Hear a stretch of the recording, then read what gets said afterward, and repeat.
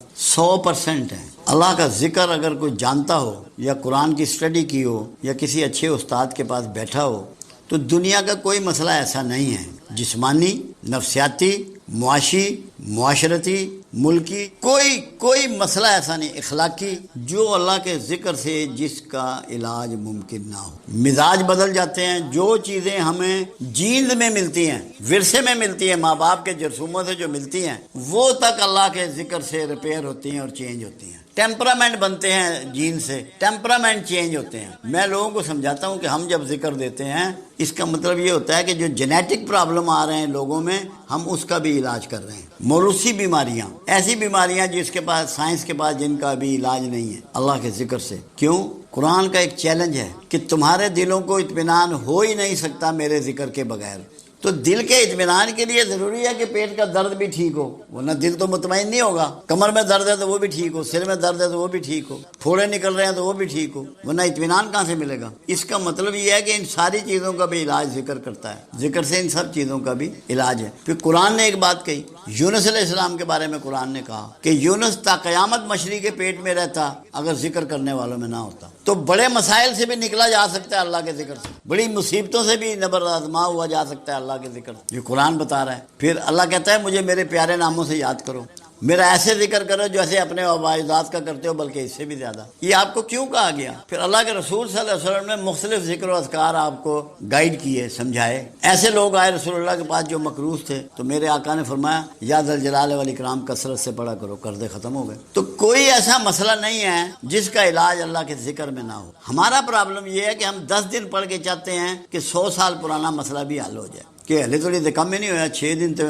پڑھ دیں۔ یہ نہیں ہو سکتا کہ اگر پراپر ذکر کسی گائیڈ نے آپ کو دیا ہے کہ کون سا لفظ کس طریقے سے آپ کی زندگی پہ، آپ کے پٹھوں پہ، آپ کے ہڈیوں پہ، آپ کے خون پر، آپ کے دماغ پہ اثرات کرے گا، اگر کوئی سمجھدار آدمی دے تو یہ ناممکن ہے کہ اس کے اثرات نہ آئیں، کیونکہ چیزوں کو ریسائٹ کرنے سے اثرات آتے ہیں۔ یہاں کچھ لوگ کام کر رہے ہیں، وہ سورہ رحمان کی تلاوت لگاتے ہیں، بہت سارے لوگ بیماریوں میں، اور وہ کہتے ہیں کہ ہمیں شفا ہوئی۔ کیوں؟ اللہ کا ذکر ہو رہا ہے۔ ذکر صرف یہ نہیں ہوتا کہ اللہ اللہ کی جائے، اللہ کی باتیں کریں وہ بھی ذکر ہے، نماز پڑھیں وہ بھی ذکر ہے، قرآن کی تلاوت کریں وہ بھی ذکر ہے، نعمتیں لوگوں میں تقسیم کریں وہ بھی ذکر ہے۔ یہ ہو نہیں سکتا کہ اگر آپ سچے دل سے اللہ کے ذکر پہ گامزن ہو گئے ہیں اور آپ کے مسائل باقی رہ جائیں۔ یہ ہماری سوچ کی کمی ہوتی ہے کہ جو ہم ذکر میں کوتاہی کرتے ہیں۔ میں تو اس کو کہتا ہوں کہ ایک پریکٹس کر لو، ایک عادت بنا لو، جو مسئلہ تمہیں درپیش ہے، جو پریشانی درپیش ہے، اللہ کے حضور باتیں کرو، گریا کرو اس سے۔ اللہ کہتا ہے مجھ سے کانا پھوسی کرو، کانا پھوسی ذکر ہے، کرو تو صحیح، شرماؤ مت اللہ سے، اس سے اپنے من کی باتیں کرو، ذکر کرو، تمہارے مسئلے حل ہو جائیں گے۔ ہم کرتے ہیں نہیں، دوڑتے ہیں کہ فلاں پیر صاحب کو چلیے کم ہو جائے گا۔ پیر صاحب نے بھی آپ کو اللہ کا ذکر ہی بتانا ہے۔ جب اللہ کے رسول صلی اللہ علیہ وسلم ذکر تجویز فرما رہے ہیں، 4 چیزیں رسول اللہ کے ہاں طریقہ تھا۔ جو لوگ آتے، آنے والے کے لیے میرے آقا دعا فرماتے، اگر جسمانی عارضہ ہوتا تو دم کرتے، اور پانی میں کبھی پھونک نہیں ماری، آپ اپنا ہاتھ مبارک، دست مبارک پانی میں ڈبو دیتے، کبھی لعاب لگا دیتے، چھڑی سے دم کر دیتے، اللہ کا ذکر تجویز کرتے لازمی، اور اتنا کہ جو انگلیوں پہ کیا جا سکے۔ تسبیح اس وقت استعمال نہیں ہوتی تھی، لمبا ذکر میرے آقا نے کبھی نہیں بتایا تھا، تاکہ لوگوں کو آسان ذکر بتایا جائے۔ اور اگر جسمانی عارضہ ہوتا تو کھانے پینے کی چیز ایڈوائز کرتے۔ ہم انہی 4 طریقوں سے چل رہے ہیں، 5ویں کوئی چیز ہم نہیں کرتے۔ مین چیز اللہ کا ذکر ہے۔ اگر لوگ کر لیں، ہمارے پاس کوئی بندہ ایسا نہیں آیا جس نے دل جمی سے ذکر کیا ہو اور اس کا مسئلہ پینڈنگ رہ گیا ہو، میرے پاس تو نہیں آیا، مجھے نہیں یاد اس 30 سال میں۔ تو ذکر سب سے امپورٹنٹ چیز ہے زندگی میں، اس کو تو چھوڑنا نہیں چاہیے۔ تھوڑا بہت جتنی توفیق ہے، جتنی صحت ہے، جتنا ٹائم ہے، ذکر کو مت چھوڑو۔ آپ جو اچیو کرنا چاہتے ہیں ذکر کو پکڑ لیں، یہ ناممکن ہے کہ اچیو نہ ہو۔ ناممکن کا لفظ استعمال کر۔ میں نے عجیب کہانی دیکھی، کچھ لوگ ضربیں لگاتے ہیں دل کی طرف، اللہ ہو کی، اللہ کی، اللہ الصمد کی، اور یہ سمجھتے ہیں کہ ہمارا قلب جاری ہو گیا، کیونکہ یہ ایک اعصابی نظام کا حصہ ہے دل، ایک غدود ہے، اس کو اتنی دفعہ جب اس خاص طریقے سے حرکت دی جائے تو اس کی سپیڈ بڑھ جاتی ہے۔ اس کا مطلب یہ نہیں ہوتا کہ قلب جاری ہو گیا، یہ مس انڈرسٹینڈنگ ہے اس بارے میں۔ قلب جاری ہونا یہ ہے کہ تیرے قلب میں ہر وقت اللہ کا ڈر اور اس کے رسول کی محبت موجود ہو، تو آنکھ اٹھائے، تو کان اٹھائے، تو ناک اٹھائے، تو منہ اٹھائے، تو ہاتھ اٹھائے، تو پیر اٹھائے، تجھے پتا ہو کہ جو میں کرنے لگا ہوں تجھے یہ دماغ میں بسی ہوئی ہو کہ میرا اللہ اس میں راضی ہے کہ ناراض ہے، رسول اللہ کو یہ بات پسند ہے کہ ناپسند۔ تجھے اپنی ہر حرکت جو تو نے کرنی ہے، جاگنے سے سونے تک اور سونے سے جاگنے تک، کھانا پینا، لوگوں سے ملنا، نوکری، کاروبار، اس میں تیرے ذہن میں یہ ہو کہ میری جو یہ حرکت ہے یہ اللہ کی نافرمانی میں ہے کہ اللہ کی فرما برداری میں ہے، میری یہ حرکت رسول اللہ کے طریقے کے مطابق ہے یا آپ کے طریقے کے مخالف ہے۔ یہ ہے قلب کا جاری ہونا، زندہ ہونا، اسے ہر لمحے اس میں خیال رہے۔ کیوں؟ اسلام ایک پریکٹس کا نام ہے، ایک رویے کا نام ہے، ایک سسٹم کا نام ہے، ایک ارادے کا نام ہے، ایک ماحول کا نام ہے۔ اگر آپ کو قلب جاری کرنا ہے تو آپ سے کسی انسان کو کوئی ذوف نہ پہنچے، کسی بھی خالق کا یا مخلوق کا حق آپ سے ضائع نہ ہو، تو پھر آپ کا قلب جاری ہے۔ اگر آپ ظلم و ناانصافی کرتے ہیں، جھوٹ بولتے ہیں، بے ایمانی کرتے ہیں، بدحیائی کرتے ہیں، تو پھر آپ کا کوئی قلب جاری نہیں ہے۔ خوف خدا کا آپ کے اندر بس جانا، رسول اللہ صلی اللہ علیہ وسلم کی محبت کا آپ کے دل میں بس جانا، اور بصیرت سے بھی دیکھنے کے لیے آپ کے اندر محبت کا بس جانا بہت ضروری ہے، کیونکہ آپ کی تکمیل محبت کے بغیر نہیں ہو سکتی۔ آپ کوئی بھی کام، کوئی بھی خدمت، کوئی بھی مروت بغیر درد اور محبت کے نہیں کر سکتے، اور جب تک یہ آپ میں نہ بھر دیا جائے، یہ آپ میں موجود نہ ہو، آپ کسی کے لیے بھی کچھ کرنے کے لیے تیار نہیں ہوتے۔ ایک بہت بنیادی بات یہاں سمجھ لیں، ہم بھی دیگر جانداروں کی طرح ایک جاندار ہیں، اور وہی جبلتیں اور وہی جذبے رکھتے ہیں جو دیگر جاندار رکھتے ہیں، مگر جو چیز ہمیں جانوروں سے ممتاز کرتی ہے اور انسانیت میں داخل کرتی ہے وہ صرف یہ ہے کہ جیسے دیگر جانور اور جاندار صرف اپنے لیے سوچتے ہیں، مگر جب ہم انسان بننا چاہتے ہیں تو ہم دوسروں کے لیے سوچنا اور بہتری کرنا شروع کر دیتے ہیں۔ ہماری ڈیلیوری دوسری مخلوق کے لیے جاری ہو جاتی ہے، اور جب تک ہم دوسروں کے لیے کچھ کرنا شروع نہ کریں، کچھ ڈیلیوری شروع نہ کریں، ہمیں محبت کرنی نہیں آتی۔ یہ ایک اصول ہے، اس کے بغیر جب تک آپ میں محبت عود کرنا آئے، آپ اپنے پروردگار سے بھی محبت نہیں کر سکتے۔ حضرت علی کرم اللہ وجہ رضی اللہ تعالیٰ عنہ سے پوچھا گیا کہ علی، خدا کے ملنے کی جگہ بتا سکتے ہو؟ اللہ کو ملنے کا پتہ بتا سکتے ہو؟ فرمایا جی بتا سکتا ہوں۔ اللہ کو ٹوٹے ہوئے دلوں میں تلاش کرو، اللہ کو دکھی دلوں میں تلاش کرو۔ تو جب آپ دکھی دل پر پھایا رکھتے ہیں، اس کا مداوع کرتے ہیں، اس کی ریمیڈی کرتے ہیں، اس کے دکھ میں اس سے کاندھا جوڑ دیتے ہیں، تو پھر آپ کو اللہ بھی وہیں مل جاتا ہے، آپ پاتے ہیں اللہ کو وہیں پر۔ حدیث قدسی ہے کہ اللہ فرماتا ہے کہ میں بیمار ہوا، کیا تو میری عیادت کو میری تیمارداری کے لیے آیا؟ اے اللہ کیا تو بھی بیمار ہوتا ہے؟ فرمایا اگر میرے بیمار کے پاس آتا تو مجھے وہی پاتا۔ پھر اللہ فرماتا ہے کہ میں بھوکا تھا، کیا تو نے مجھے کھانا کھلایا؟ اے اللہ کیا تو بھی کھاتا ہے؟ اللہ نے کہا اگر میرے بھوکے کو کھلاتا تو مجھے ہی کھلاتا۔ جب اللہ اتنی بڑی بات فرما رہا ہے کہ جب تک آپ کے اندر اس کے بھوکے کا، اس کے مفلس کا، اس کے دکھی کا، اس کے بیمار کا درد پیدا نہیں ہوگا، اللہ سے آپ کا تعلق پیدا نہیں ہوگا۔ میں یہ کہوں کہ میں آپ کی محبت کرتا ہوں، آپ سے محبت کرتا ہوں، آپ کی عزت کرتا ہوں، اور جن سے آپ محبت کرتے ہیں، جو آپ کے بچے ہیں، جو بہن بھائی ہیں، ماں باپ ہیں، وہ مجھے اچھے نہ لگتے ہوں، تو میری محبت جھوٹ کا فسانہ ہوگی۔ تو جو یہ کہے کہ مجھے اللہ سے محبت ہے، مجھے اللہ سے محبت کرنی ہے، اور میں اللہ ہی سے محبت کرتا ہوں، اور اس کی مخلوق کا درد اس میں نہ سمائے، تو اس کا مطلب ہے کہ وہ جھوٹا ہے۔ اللہ کے رسول صلی اللہ علیہ وسلم کا فرمان مبارک ہے، کعبۃ اللہ کی طرف ایسے ہاتھ بڑھایا اور فرمایا سن لے اللہ کے پہلے گھر، مجھے تیری حرمت سے ایک انسانی جان کی حرمت زیادہ عزیز۔ جب سوچ کا لیول یہاں پہنچ جائے اور اس کی مخلوق سے محبت اتنی بڑھ جائے، پھر یہ ممکن ہے کہ آپ کی اللہ سے ملاقات ہو، یا آپ کا تعلق اللہ سے تعلق خاص بن جائے، اور آپ اس کے انعام یافتہ لوگوں میں ہو جائیں۔ قرآن کہتا ہے کہ جس نے ایک انسان کو قتل کیا اس نے پوری انسانیت کو قتل کیا، اور قرآن کہتا ہے کہ جس نے ایک انسان کی جان بچائی اس نے پوری انسانیت کا تحفظ کیا۔ یہ وہ کلیے ہیں، یہ وہ قاعدے ہیں جس کی وجہ سے جب یہ لوگ خدمت کرتے ہیں تو وہ محبت ان کے اندر پیدا ہوتی ہے، جس کو پروردگار عالم ریکگنائز کرتا ہے، قبول کرتا ہے، اور پھر آپ کو ایک بہتر انسان بناتا ہے، انعام یافتہ انسان بناتا ہے، اور اللہ بھی پھر آپ سے محبت کرنی شروع کر دیتا ہے۔ اب آپ دیکھیے ماں باپ کے لیے قرآن کیا کہتا ہے، جب دونوں میں سے ایک یا دونوں بڑھاپے کو پہنچ جائیں تو تم نے انہیں گھور کر بھی نہیں دیکھنا، انہیں اف بھی نہیں کہنا، انہیں جھڑکنا نہیں ہے، ورنہ تمہاری معافی نہیں ہوگی۔ اللہ یہ محبت کے اسلوب اور طریقے آپ کو سکھا رہا ہے، بتا رہا ہے آپ کو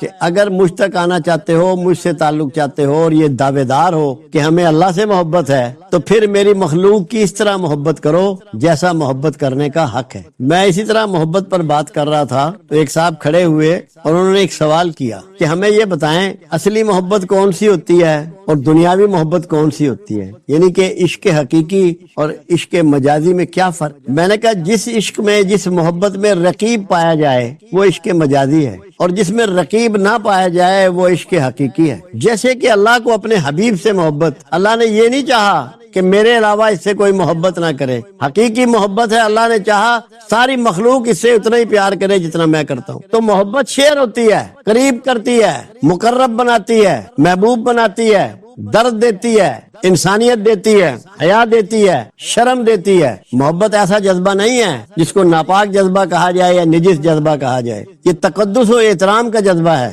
جتنے عظیم لوگ ہوئے ہیں دنیا میں، انہوں نے اللہ کی مخلوق سے محبت کی ہے۔ آپ مخلوق سے محبت کا حال دیکھیے کہ رسول اللہ صلی اللہ علیہ وسلم تشریف فرما ہے، ایک بلی آئی اور آپ کی جھولی میں آ کے سو گئی، آپ نے اپنا پروگرام مؤخر کر دیا مگر اس بلی کو نہیں جگایا کہ یہ ڈسٹرب نہ ہو۔ وہاں گئے، اتنا احترام کیا، ایک جانور سے اتنی محبت کی، اور جو یہ چاہے کہ یہ عظمت میرے حصے میں آ جائے، اللہ مجھے قبول کر لے، اللہ مجھے انعام یافتہ لوگوں میں شامل کر لے اور مجھے مل جائے، اللہ سے محبت مل جائے، تو اس کو یہ دانش حاصل کرنی پڑے گی کہ اس کو خود تکلیف اٹھا کر دوسروں کو کچھ بانٹنا پڑے گا، کچھ دینا پڑے گا۔ انسانیت میں سب سے بڑا جو مقام ہے، سب سے بڑا جو رتبہ ہے، سب سے بڑا جو عہدہ ہے، وہ لفظ ماں ہے۔ ماں سے بڑا مقام کسی کو میسر نہیں، کسی کو حاصل نہیں۔ عظیم ترین پیغمبر وہ بھی اپنی ماں کی طرف دیکھتے ہیں، اور وجہ کیا ہے؟ ماں سیکریفائز کرتی ہے، قربانی کرنے کا ایک نمونہ ہے،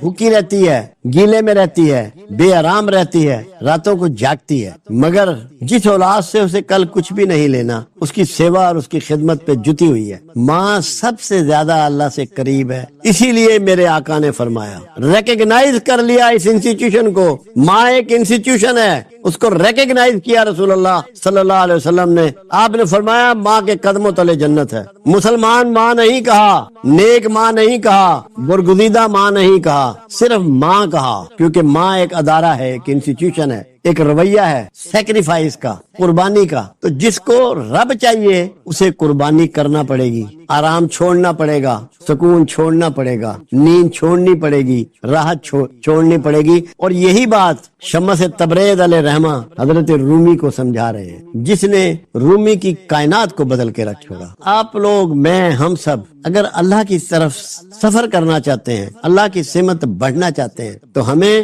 اس کی مخلوق سے محبت کرنی پڑے گی۔ میں صرف انسانوں کی بات نہیں کرتا۔ تو یہ شمس نے سکھایا علیہ رومی کو، اور ہمیں بھی سیکھنا ہے۔ یہاں دہرانے کا مقصد یہی ہے ان سوالوں کا اور ان پوائنٹ کا، کہ ہم اس سے آگاہ ہو جائیں، اس سے شناسا ہو جائیں کہ ہمیں اگر اللہ سے محبت کرنی ہے، جو کہ ہم دعوے دار ہیں۔ اللہ نے قرآن میں ایک بات اور کہی ہے محبت کے حوالے سے، اگر مجھ سے محبت رکھتے ہو تو میرے رسول کی پیروی کرو، میں بھی تم سے محبت شروع کر دوں گا۔ تو جو یہ چاہے کہ میں اللہ سے جا ملوں، اللہ سے میرے تعلق ہو جائیں، اللہ سے میری محبت ہو جائے، وہ ان اصولوں کو اپنائے اور اللہ کے انعام یافتہ لوگوں میں شامل ہو جائے۔ یہ بھی شمس تبریزی کے دو چیزیں نجس بیان کی گئی ہیں اس میں، ایک تعصب اور ایک نفرت۔ بنیادی طور پہ جو آپ کے خیالات کو، آپ کی روح کو، آپ کے نفس کو ناپاک کرتی ہیں، نجس کرتی ہیں، وہ نفرت ہے اور تعصب ہے۔ تعصب اور نفرت دونوں گروہ بندی کی وجہ سے پیدا ہوتے ہیں۔ کچھ چیزیں آپ اپناتے ہیں، آپ سیکھتے ہیں، آپ جانتے ہیں، آپ کرتے ہیں، آپ کے گروہ بن جاتے ہیں۔ جو اس کے خلاف بات ہو، جو اس کے اگینسٹ بات ہو، آپ کی رائے اس میں شامل نہ ہو، آپ کا رویہ اس میں شامل نہ ہو، آپ کی چاہتے اس میں شامل نہ ہو، آپ اس سے نفرت شروع کر دیتے ہیں۔ اور عصبیت یہ ہوتی ہے کہ آپ صرف اپنی چیزوں کو پسند کرتے ہیں۔ جیسے آپ کسی خاص زبان کو بولنے والے ہیں، کسی خاص علاقے کے رہنے والے ہیں، کسی خاص مذہب سے تعلق رکھتے ہیں، کسی خاص کلچر میں آپ پروان چڑھ رہے ہیں، تو آپ جو اس کے خلاف ہوں گے ان سے تعصب شروع کر دیں گے، ان کے خلاف سوچنا شروع کر دیں گے، ان کو نقصان پہنچانے کے درپے ہو جائیں گے۔ اللہ نے قرآن حکیم میں ایک بات کہی، اگر ہم چاہتے تو تم سب ایک ہی دین پر ہوتے۔ اللہ نے نہیں چاہا کہ تم سب ایک دین پر ہو، اللہ کو ورائٹی پسند ہے، اس نے ورائٹی رکھی ہے، لوگوں کے انداز مختلف، تعلیمات مختلف، مذاہب مختلف۔ اگر اللہ چاہے تو کیا 1 منٹ کے 1000ویں حصے میں سب کو دین کی دعوت نہیں دے سکتا اور ان سب کو اتنا ہیبت زدہ کر دے کہ سارے نیک مسلمان بن جائیں؟ آپ سب کے رویے 1 منٹ کے 1000ویں حصے میں بدل کے رکھ چھوڑے، کوئی بندہ کوئی برائی کرے ہی نہ، کسی قسم کی خطا کرے ہی نہ، بھول کرے ہی نہ، گناہ کرے ہی نہ، مگر اللہ نے ایسا نہیں کیا۔ اللہ کو اپنی ورائٹی پسند ہے۔ آپ دیکھیں کتنی قسم کے رنگ ہیں کائنات میں، یہ اللہ کی مرضی کے بغیر ہیں؟ کتنا قسم کی آوازیں ہیں کائنات میں، اللہ کی مرضی کے بغیر ہیں؟ کتنی قسم کے ذائقے ہیں آپ کے اس زبان پر، کتنے قسم کے چہرے ہیں، کتنی قسم کے جسم ہیں، کتنے قسم کی چال ہے، چہروں کے کیسے کیسے رنگ ہیں، لوگوں کی ہیبٹس کیسی کیسی ہیں، انداز کیسے کیسے ہیں، پھل کیسے کیسے ہیں، سبزیاں کیسی کیسی ہیں، ورائٹی۔ اللہ کو ورائٹی پسند ہے۔ جو اس ورائٹی کو تسلیم کر لے گا کبھی متعصب نہیں ہوگا۔ متعصب ہونے کا مطلب یہ ہے کہ وہ صرف اپنے آپ کو اور اپنی لائکنگ کو پسند کرتا ہے، جو وہ جانتا ہے، جو وہ کرتا ہے، جو وہ سیکھا ہوا ہے وہ سمجھتا ہے۔ اس کا مطلب یہ ہے کہ وہ پراؤڈ ہے، کبر میں مبتلا ہے۔ سب سے بڑا اخلاقی جرم خود پسندی کے بعد ہے تو کبر ہے۔ کوئی شخص کسی سے نفرت کر ہی نہیں سکتا اگر وہ اس بات کو سمجھ لے کہ اللہ کے انسان سارے برابر ہیں، ایک ہی طریقے پہ اللہ ان کو پیدا کرتا ہے اور ایک ہی طریقے پہ ان میں موت دیتا ہے۔ کسی میں کوئی فرق نہیں، نیک ہو، بد ہو، امیر ہو، غریب ہو، چھوٹے خاندان، بڑے خاندان، جو مرضی کہہ لے، طریقہ سب کے لیے ایک ہے، پیدا ہونے کا، جینے کا، زندہ رہنے کا، کھانے کا، مرنے کا۔ تو جو اس ورائٹی کو مان لے گا نہ اس میں نفرت رہے گی اور نہ تعصب۔ آپ اللہ سے محبت کرتے ہیں اور اس کی کریشن سے نفرت کرتے ہیں تو کیا آپ اپنے جذبے میں سچے ہیں؟ کیا واقعی آپ کو اللہ سے محبت ہے؟ اگر واقعی آپ کو اللہ سے محبت ہے تو اللہ کی بنائی ہوئی ہر چیز سے محبت کریں گے، کسی کی ڈسگریس نہیں کریں گے، کسی سے نفرت نہیں کریں گے۔ اپنے اپنے طریقے، اپنے اپنے گمان، اپنے اپنے خیال، سب کو اس کے مطابق جینا ہے۔ آپ اپنے خیال کے مطابق جیئیں گے، اپنے علم کے مطابق جیئیں گے، اپنے رواج کے مطابق جیئیں گے، کسی پر معترض نہیں ہوں گے۔ مجھ سے کسی نے پوچھا تھا صوفیوں کے تھاٹس کے بارے میں، تو میں نے یہ جواب دیا تھا کہ صوفی کسی پر معترض نہیں ہوتا، کسی سے نفرت نہیں کرتا، بلکہ لوگوں سے کی عزت کرتا ہے اور ان کی محبت کرتا ہے اور ان کی خدمت کرتا ہے۔ یہ یاد رکھنے کی چیز ہے۔ اگر آپ چاہتے ہیں، جیسا کہ رومی کو سکھا رہے ہیں شمس تبریز، کہ آپ کا اندر پاک ہو جائے، اندر ناپاک کس چیز سے ہوتا ہے؟ جس سے شیطان ناپاک ہوا۔ شیطان تو بڑا مقرب تھا، عبادت گزار تھا، سجدہ ریز ہوا کرتا تھا، بہت علم والا تھا، اس کا نام عزازیل تھا، مگر جب وہ مایوس ہوا تو اس کا نام اللہ نے رکھا ابلیس۔ ابلیس کہتے ہیں انتہائی نامراد اور مایوس کو۔ کیوں ایسا ہوا؟ وہ خود پسندی کا شکار ہوا کہ میں آدم سے بہتر ہوں، مجھے تو نے آگ سے بنایا ہے، اس کو تو نے مٹی سے بنایا ہے، میں تیرا مقرب ہوں۔ اس قرب پر بھی کبر کا شکار ہوا۔ تو پہلی برائی کیا ہے؟ خود پسندی، جو شیطان کو ملی، جس کی وجہ سے وہ راندہ درگاہ ہوا۔ دوسری برائی ہے کبر کرنا، اپنے علم پر، اپنی حیثیت پر، اپنے تعلق پر، اپنی عبادت پر۔ یہ وہ غلیظت ہے، وہ غلاظت ہے جو آپ کے اندر گھس جاتی ہے، جس سے آپ ناپاک ہو جاتے ہیں، غلیظ ہو جاتا ہے انسان۔ پھر تعصب کیا کہ آدم کو تو نے خلیفۃ الارض بنا دیا جبکہ یہ مجھے ہونا چاہیے تھا۔ کسی کو جو اللہ کی طرف سے ملے اس پہ ناخوش ہونا، تعصب کرنا، حسد تک کرنے لگ پڑا، اور اسی گھمنڈ میں اللہ سے معافی بھی نہیں مانگی، توبہ بھی نہیں کی، خواہشات پیدا کرنے لگ پڑا، جھوٹ اختیار کر لیا۔ یہ ساری برائیاں ہمارے اندر بدرجہ اتم موجود ہیں۔ جو اپنے آپ کو پاکیزہ کرنا چاہے، جیسا کہ رومی کو شمس تبریز ٹیچ کر رہے ہیں، تو اس کو ایک بنیادی بات ذہن میں رکھنی چاہیے۔ میں اس کی وضاحت آپ کو دے رہا ہوں۔ اللہ نے قرآن میں کہا کہ آدم کو ہم نے مٹی سے بنایا۔ آپ سوچئے ذرا، 1 منٹ کے 1000ویں حصے میں سوچئے کہ جو کچھ کائنات میں آپ کو مل رہا ہے وہ کہاں سے آ رہا ہے؟ مٹی سے آ رہا ہے یا کہیں اور سے آ رہا ہے؟ سبزی ہے، پھل ہے، دودھ ہے، کھانے پینے کی میوے ہیں اور سبزیاں ہیں، پھل ہیں اور اناج ہے۔ آپ جو لکڑی گھر بناتے ہیں، ریت ہے، مٹی ہے، سب مٹی سے آ رہا ہے، زمین سے آ رہا ہے۔ اور مٹی کہاں ہوتی ہے؟ آپ کے قدموں تلے، آپ کے قدموں کے نیچے۔ تو جو یہ چاہے کہ میں پاکیزہ کر لوں اپنے آپ کو، وہ باصفت مٹی ہو جائے، ڈیلیور سب کچھ کرے معاشرے کو، رہے عاجزی میں، پیروں میں رہے، تو سمجھ لے کہ میرا مقام